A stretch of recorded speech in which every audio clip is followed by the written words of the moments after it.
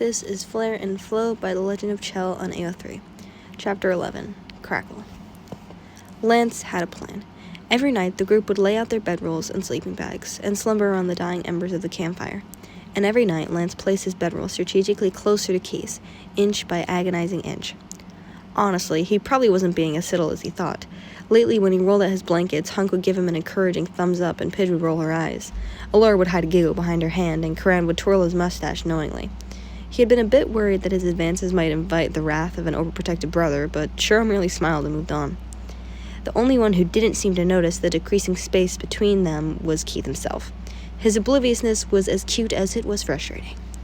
But all that was going to change tonight, because tonight Lance had finally moved close enough that their bedrolls, were side by side. He could probably share a blanket if they wanted to. In his heart of hearts, Lance fantasized that Keith would get cold in the middle of the night and, feeling Lance's body heat beside him, would shyly shift closer. Lance, being the gentleman that he is, would then offer up the corner of his blanket, an offering. Keith would slide in and be so impressed by Lance's cuddling skills that he wouldn't be able to sleep alone ever again. It was full proof. At least, that's what Lance had thought, until he looked over to see the ball of fluff curled up in Keith's arms. Damn it. How was Keith supposed to need Lance's warmth when he already had a wolf pup that Lance knew from experience ran at a higher body temperature? Now his whole plan was ruined. Days of preparation wasted. He had a smooth line picked out and everything. Lance flopped onto his back of the ground. Keith peeked over at a tuft of gray hair. "You okay?" "Yeah," Lance sighed. "Just tired. It's been a long day." Keith accepted this answer with a hum and closed his eyes after bidding Lance good night. Lance turned his head to study the boy and wolf next to him. Despite his irritation, he melted a bit at the sight. At least he got to drift off to a heartwarming view. Lance didn't hate Cosmo. On the contrary, Lance loved Cosmo. He was adorable and already growing into what was sure to be a badass animal guide for the Avatar. And anything that got Keith to smile was so much was a good thing in Lance's book. But that didn't change the fact that every time Lance approached Keith for some quality time together or asked him on another date, Cosmo seemed to get in the way. Lance tried to tell himself he was being irrational. Cosmo was still technically a puppy and required a lot of Keith's attention. Not to mention, they had a ton of bonding to catch up on since most avatars met their guide at a young age. So it was perfectly understandable that Keith's priority right now was Cosmo. And Lance was definitely not jealous of a dog. That would be very uncool. And Lance was cool. The coolest. So cool he could literally make ice. Lance looked over at where Keith was unsuccessfully trying to teach Cosmo to fetch a stick and sighed. They stopped in Suwong Po, a small mountain village on the edge of the Earth Kingdom. Suwong Po was the last town they'd be able to visit before crossing the ocean, so they decided to stay a few days to rest and resupply. Keith and Lance strolled through the market, Cosmo trotting at their heels. Lance seemed distracted today and kept almost bumping into Keith or tripping over Cosmo. Keith was a little concerned, but figured that maybe the waterbender just hadn't slept well the previous night. Another concern soon stole Keith's focus as they interacted with the various townspeople. He wasn't sure why, but as they went about their errands, a small wave of uneasiness gradually built in his stomach. As he traded some coins with a vendor for a bundle of thick wool blankets, Keith surreptitiously studied her face. On the surface, the merchant seemed open and friendly, but upon closer inspection, Keith noticed the tightness around her eyes and the faint sluggishness of her movements, like she hadn't slept in days. And it wasn't just her eyes. Every person they came across carried an air of tension, like they were just waiting for some terrible calamity to strike at any moment. "What do you think, Lance?" Keith asked after pointing it out. Lance looked up at his name in surprise. His hand was stretched out, but Lance quickly snatched it back. "Huh?" Keith frowned. "Did you not hear a word I just said?" Lance rubbed the back of his neck sheepishly. "Sorry, I got distracted." "What?" Lance's eyes flitted down to Keith's hand hanging loosely at his side and averted his gaze with a faint blush. "Nothing." Keith arched an eyebrow, but let it go. As they ambled to the next stall, he repeated his observation. "Something just doesn't feel right," he muttered, "like the whole town is hiding something."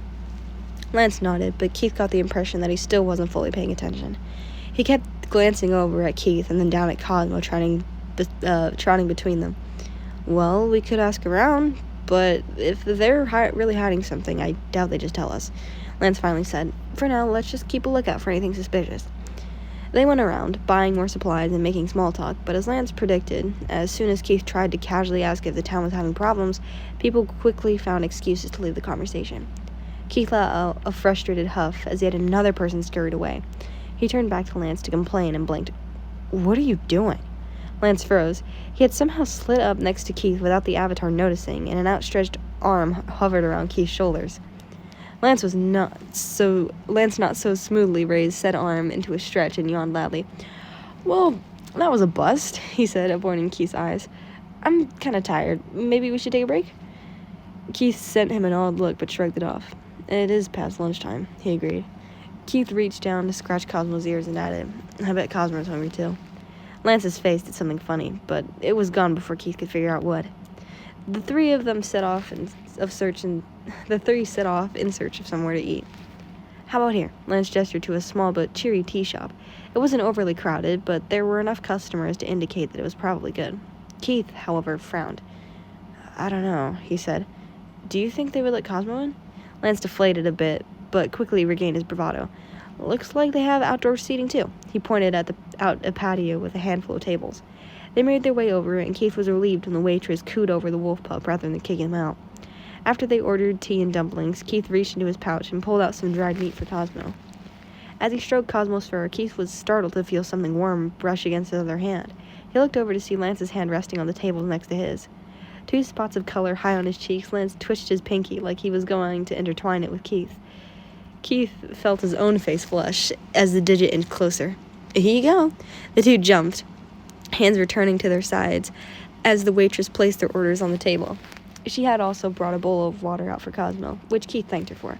As they dug into their meal, Keith snuck a peek at Lance. The waterbender's face was bright red as he focused intensely on consuming his lunch. With a small twinge of disappointment, Keith bit into his dumpling. Hunk whistled cheerfully as he walked through the grocery section of the market. As a self-appointed cook of their group, Hunk had been put in charge of gathering the necessary ingredients for the trip. He stopped by a stall to peruse the large barrels and crates filled with herbs and spices. Ooh, Hunk spotted dragon's breath, a particularly rare herb. It was local to the area, and just one sprig would last them until the North Pole. Reaching out, Hunk's hand bumped into someone else's as they also tried to grab the plant. Oh, a feminine voice exclaimed. My apologies. I did not see you. Hunk looked over to see a girl about his age with sandy haircut into a bob, large hoop earrings, and wide amber eyes. She was tall, taller even than Hunk, and had the sweetest smile he'd ever seen. Oh, no. Hunk hastily shook his head. It was my bad, too. I just got excited when I saw the dragon's breath. It's a pretty rare delicacy where I come from. Her eyes lit up. Dragon's breath is quite delicious, she agreed. A pity it only grows in the colder regions. What brings you to Suwong Po?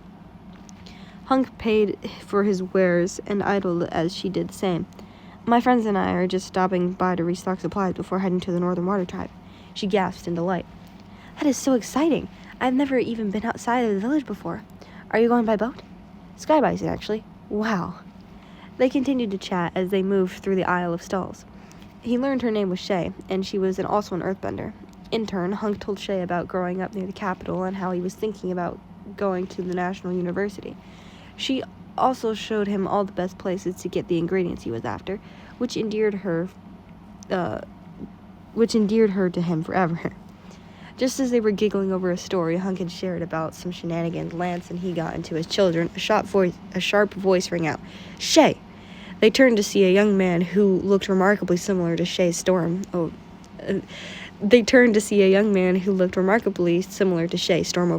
What are you doing? He demanded. Who is this?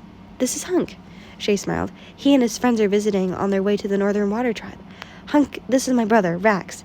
Shay leaned in to loudly whisper, You will have to forgive him. He does not take kindly to strangers.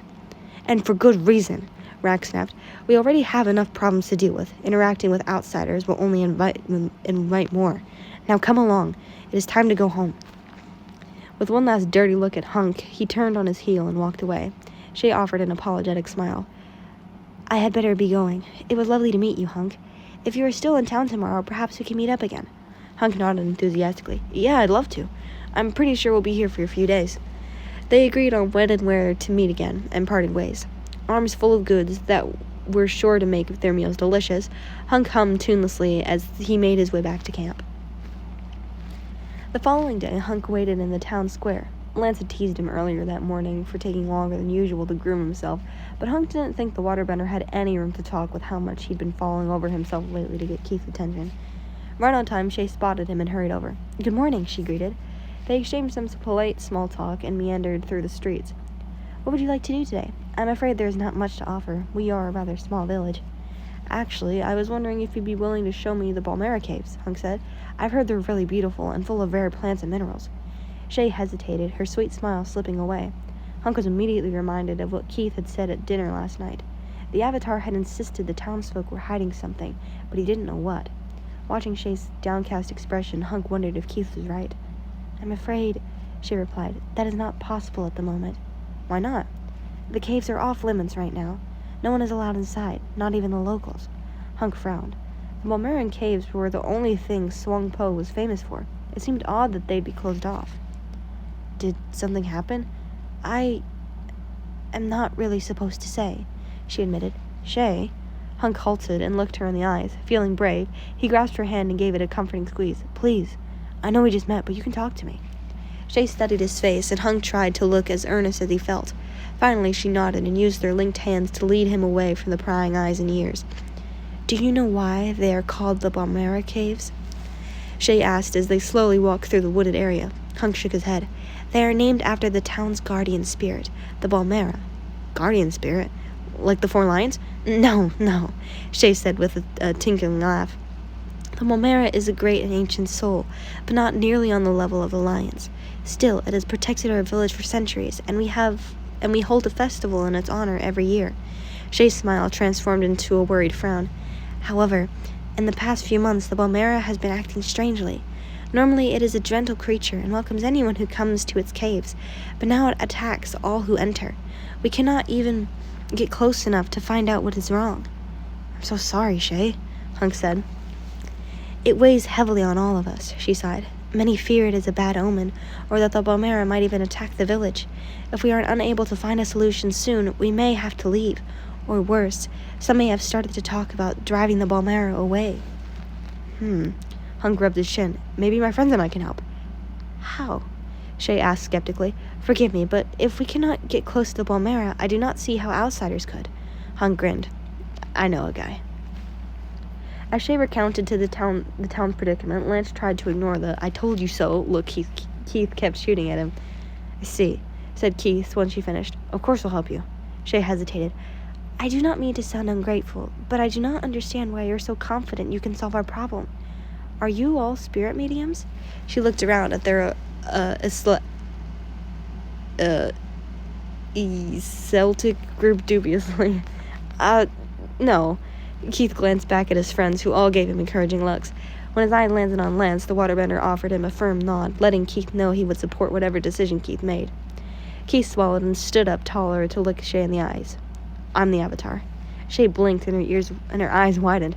"Oh, my apologies, I did not realize." She started to bow, but Keith awkwardly waved it away, and she straightened up with a smile. "In that case, we'll be glad to have your help, Avatar." Lance watched the two talk more about the Balmera with the glow of pride in his chest. He knew Keith was still unsure about revealing his identity to the public. This was just a small village, but it was a big step for Keith. Lance had no doubt if they could help Suwong Po, his confidence as the Avatar would get a well-deserved boost too, and Lance would do whatever it took to make that happen. Once they were in the cave, Shay recommended they split up. "The Balmera caves are quite vast and complex," she explained. "We will cover more ground in pairs. I strongly recommend each pair has at least one earthbender so you do not get lost." Lance immediately called Keith as his partner. Everyone rolled their eyes, but no one objected. In the end, Hunk went with Shay, and Alora, Pidge went with Cheryl, and Lance with Keith, Cosmo trotting behind the Avatar's heels. "Is it just me, or are these caves kind of creepy?" Keith said as they walked down the chosen tunnel. He eyed the veins that ran over the damp walls like he expected them to come alive at any moment. Lance smirked and slung an arm around Keith's shoulder. "Don't worry, babe. I'll protect you." Keith stared up at him with a deadpan expression and wordlessly raised his hand, palm up. A large burst of flame flared to life, causing a nearby vermin to scatter in fear. Lance might have jumped a little too, but Keith Lance might have jumped a little bit, too. Keith smirked as the flame died down to lick the cup of his hand. Show off. They continued down the path and eventually came to a huge cavern. Whoa.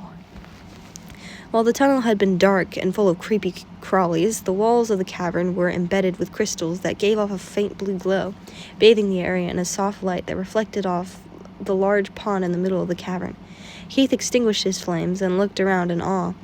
It's beautiful, he breathed. Lance looked over and stared. The light from the luminous stones turned Keith's skin a flawless porcelain and bounced off the water to create stars in his dark eyes.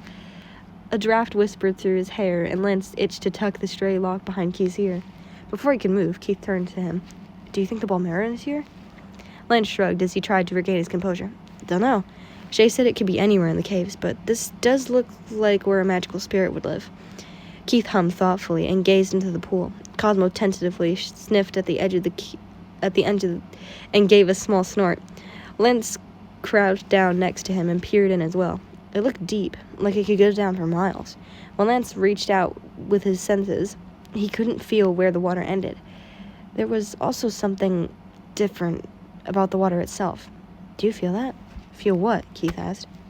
Lance coaxed out a small orb of the water to hover between his hands. I don't know. Maybe it's just the minerals, but this water seems weird. Weird? Keith repeated skeptically. Maybe it's got strong spiritual powers or something. If this is where the Balmera sleeps, it would make sense. Huh. Suddenly, a roar shook the cavern. Keith and Lance leapt to their feet, and Cosmo raised his hackles with a snarl. The previous still surface of the pond raged as a huge figure shot out of the water. Lance whipped his arms up to shield them from the resulting wave. The Balmera resembled a creature of the sea more than one of land. It reminded Lance a bit of the giant whale squids that live deep in the ocean. A large eye glared down at them, and the Balmera released another tumultuous roar. Lance, Keith, and Cosmo dove out of the way as liquid sprayed out of the blowhole on top of its head and rained down on them. Steam hissed from where the drops touched the ground. I thought the Balmera was an earth spirit, Keith shouted as he protected Cosmo from the boiling hot water. Well, Suwong Po is definitely a part of the Earth Kingdom, but we're right next to the ocean. Lance shrugged. Maybe I got confused. Any reply Keith might have had disappeared when the Balmera landed on the ground with a great thud. It used its large tentacles to move toward them and open its maw to reveal several rows of pointy teeth. Lance formed his water whip, but Keith held out a hand. Wait. The Avatar stared hard at the beast. Something's not right. I think it's hurt. Lance yanked Keith out of the way as a large tentacle took a swipe at them. Yeah, well, I think it's gonna hurt us if we don't do something, Lance said. Keith frowned but nodded. They traded glances, and after a moment of silent communication, Lance ran left while Keith and Cosmo lunged right. The Balmera must have decided it would be easier to pick off Lance by himself because it chased after him. Lance fended off its attack, thankful for the abundant amount of water available as he avoided the tentacles that tried to grab him and countered with his own aquatic attacks. Lance! Keith shouted from behind the Balmera. Look, on its back. Lance rode a wave of water around the Balmera and saw what Keith was talking about. He had wondered why the purple tentacles were a completely different color than the rest of the Balmera's gray body. Attached to its back was a large growth, gelatinous and gooey, that was the same shade of purple. Looking at it, Lance realized the tentacles grew from the goo and wrapped around the Balmera's body. Sticking out of the middle of the parasite was a large yellow eyeball with a slitted pupil. Lance looked over at Keith and could tell from his expression that he was thinking the same thing. Whatever that thing was, they had to get rid of it. You distract it and I'll get the eye, Lance called out. Keith shouted an affirmative and launched a series of attacks at the beast, successfully redirecting its attention. Lance held out his hand and formed a spear made of ice. Still surfing his mini-wave, Lance shot towards the Balmera's back. Before he could get too close, the yellow eye twisted around and pinned Lance with its gaze. A large tentacle swung toward him and hit Lance across the chest, knocking the air from his lungs. Lance tumbled into the pond with a splash. Lance! Lance floundered for a moment, not sure which way was up. Finally getting his bearings, he bent the water around him and propelled himself back to the surface. Above water, Lance saw that Keith had thrown himself at the Balmera in a fit of rage, using every element to fight the tentacles.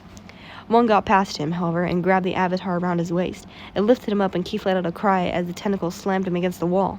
Lance saw red. As the tentacle dragged the struggling Avatar towards the Balmera's hungry maw, Lance used a jet of water to shoot himself into the air. With a roar, Lance thrust his palm out, and a stream of water flew directly at the eyeball. At the last second, it transformed into a harpoon of ice and impaled the parasite.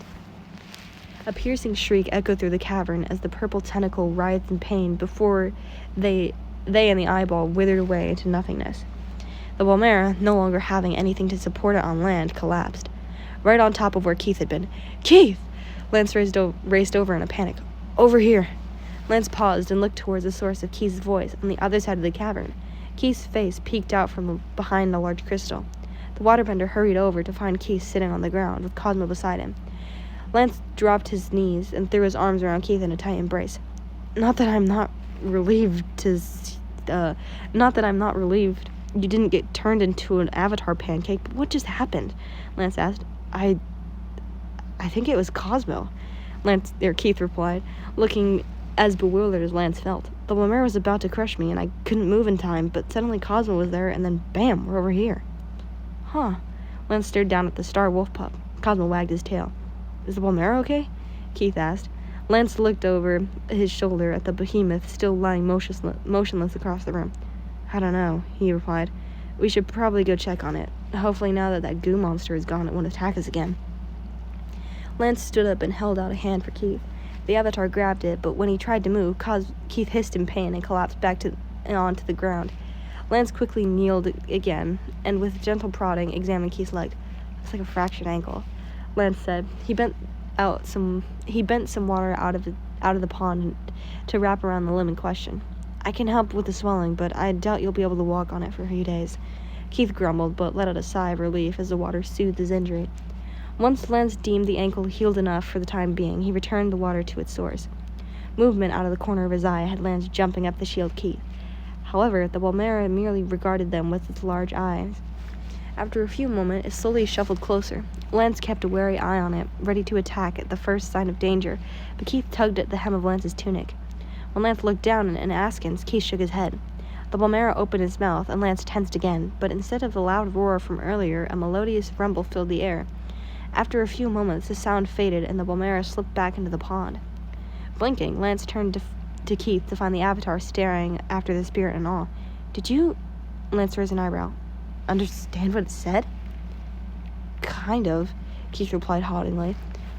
"It thanked us for getting rid of the parasite and asked us to tell the townspeople that it was sorry and that it was safe for them to come back. Also, something about letting you keep some of the water from the pond." "Really?" Lance peered into the water. The surface was once again smooth like glass, and the Balmera was nowhere in sight. Lance emptied his travel flask and bent some of the Balmera water inside with a pleased smile. If it really did have magical properties, it was sure to come in handy. But apparently even spirit water couldn't instantly heal a fractured ankle because Keith was unable to stand under his own power and had to lean heavily on Lance. Lance gave him a considering look before bending down to slip one arm under Keith's knees and another behind his back. "What are you— Hey!" Keith yelled as Lance hoisted him up against his chest. Blushing furiously, Keith scowled. "Put me down." Lance tightened his grip and started to walk back to the entrance, Cosmo following happily behind him. "It will take us forever to get back, if you have to limp," he argued. "Plus, now your hands are free, so you can light our way." Keith pouted, but obligingly conjured a flame as they moved from the luminous crystals into the dark tunnel. After a bit of trekking, Lance looked down at Keith's face. The glowing of the fire danced across his features, casting shadows from his long eyelashes. Lance cleared his throat, drawing the avatar's attention, large violet eyes meeting his own, and Lance had to look away, hoping the darkness hid his blush. "You know," he said, "now that we're out of danger, this is actually kind of nice." "Which part?" Keith asked wryly. "The dank cave, or me being too injured to walk?" Lance rolled his eyes. "I just mean, he bit his lip. "Being close to you? I've been trying to spend time with you all week, but stuff kept getting in the way, and then I'd get embarrassed, and the moment would be gone. And I don't know. Finally having you in my arms like this, it's kind of nice," he finished lamely. Lance risked a peek at Keith to find the avatar staring at him with wide eyes. He watched in fascination as Keith's face gradually turned as red as his Fire Nation tunic. "Oh." Keith shyly rested his head on Lance's shoulder and used his free hand to clutch the front of Lance's shirt. "I guess it isn't terrible," he mumbled. The town was incredibly grateful that the Balmera was back to normal. Even Shay's grumpy brother Rex took time to personally thank them all. Several villagers gave them more supplies for free, but eventually they had to politely decline for fear that Platt would be too weighed down to fly. After Shay promised to visit them again in the morning to say goodbye, the group shuffled back to their campsite. Hunk paused his soft humming when he noticed Lance looking at him far too smugly. "What?" "Oh, nothing." Lance casually examined the basket of fruit someone had given him. "Lance, I just couldn't help but overhear you telling Shay you'd write to her is all." Lance grinned slyly, as Hunk blushed. "That makes two pretty girls you're pen pals with now." "Shay and Ramel and I are just friends," Hunk muttered, though he knew it was useless. Lance was a hopeless romantic and a horrible gossip, and part of Hunk was glad neither girl was around long enough for Lance to meddle. But Hunk also knew that Lance had his best interest at heart, despite his attempts at being Hunk's wingman often ending up more embarrassing than helpful. So when the waterbender chuckled and bumped Hunk's shoulder with his own, Hunk returned the gesture good-naturedly. "What about you?" Hunk glanced ahead towards Keith. "Looks like you've got over that weird slump you were having." The Avatar's ankle wasn't fully healed, so Lance had insisted on carrying him around all day, much to Keith's mortification and everyone else's amusement. Once it was time to return to camp, and Lance had tried to juggle both Keith and their new goods, Keith had put his foot down. Shiro's arm was finally healed, so he was more than happy to give his brother a piggyback ride, and the two firebenders conversed in low tones the whole way back. Lance sighed and scrubbed a hand roughly through his hair, the basket of fruit balanced against his hip. "I guess so. Today was definitely a step in the right direction." He pursed his lips. "I don't know. I'm ready for more, but I'm happy to go whatever pace Keith wants. What's frustrating is I don't know if he's intentionally wants to take things slow or if he's just oblivious." "For what it's worth, I think Keith wants more too," Hunk replied. He might not be the best at social cues, but anyone can tell he cares a lot about you." Lance's frown softened into a smile. "Thanks, man. And hey, I'll tell Shay about your brave exploits tomorrow. She'll fall in love with you for sure." "Please don't."